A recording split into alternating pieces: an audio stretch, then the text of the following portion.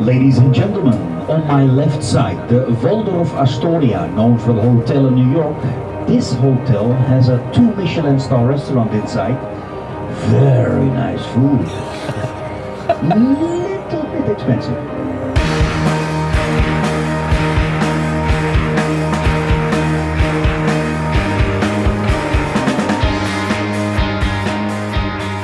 With this one, we went back to the way in which we did our first album. You know, we were sort of writing for a year and nothing came. No songs came, a lot of good ideas came, but 2021 was just like pretty frustrating year. Obviously, it's inevitable to fucking mention the elephant in the room, but COVID, when you had all the people who, you know, when COVID eased and people could start going out again, you had the people who were so happy to be out and the people who preferred to be inside. And I sort of found that quite interesting because to some extent, when you're in your own home, when you're in your own room, when you're in your own flat or whatever, it's very much like you're in a world you can control. Do you know what I mean? And you can't control the outside world, but in your own room you can sort of be who you want to be and do these sort of fitness videos and have these daydreams and sort of keep yourself at bay. Do you know what I mean? So I thought that was quite sort of interesting to just sort of, you know, whether it's delusional or whatever, or whether it's just, you know, a place of safe confinement.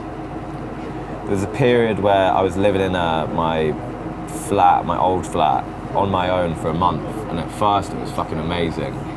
And then it was like getting to this stage where I remember I was watching the Sopranos and I was like in floods of tears, like hammered on the last episode, and I was like, I need social contact, I need to see another person. And so it's all about that, you know, like, yeah, I couldn't wait to get out. I think also, it's, you know, like we were saying about Zoom or this, I remember, you know, we spoke on Zoom. This is pretty nice, isn't it? A little bit better. Than being in my trackies like with a cup of tea. Management sent us the challenge of, right, you have, in 2 weeks' time, you're going to be playing 2 gigs at the Windmill in Brixton, and you have to have 2 whole sets of new songs.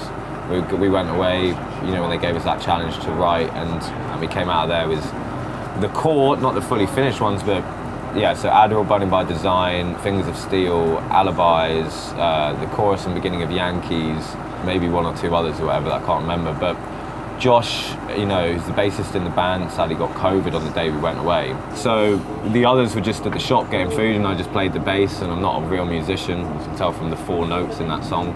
But what it meant was the bass line and doing that, the rhythm for the bass line is just the melody for the vocals, and then throughout the process of writing I would ask Josh or Sean or whatever what the sort of layman chords were, just only downstroke, and just work it out. And for that reason, I think overall this is the most that the vocals and the music work together out of any of our albums before. And it's really sort of nice, and it's something I really want to continue doing as well. I don't know why it took me so fucking long to do it.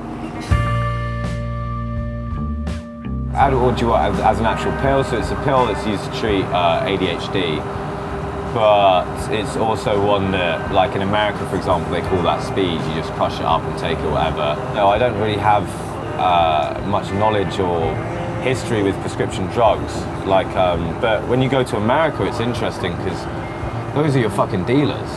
Do you know what I mean? You go around festivals and everyone's like crushing up all these like pills for like, oh, it's for my ADHD, it's for my depression, this is for my this. It's fucking crazy. So in that way, do you know what I mean? That's sort of like the only scope I know it, and obviously it's not something I was very aware of, even stuff like Valium and stuff like that. I remember, you know, you hear it more in American music and see it in American films and TV shows, and then sort of recently it's become a lot more sort of common, especially in the United Kingdom, with people we know taking that stuff or whatever.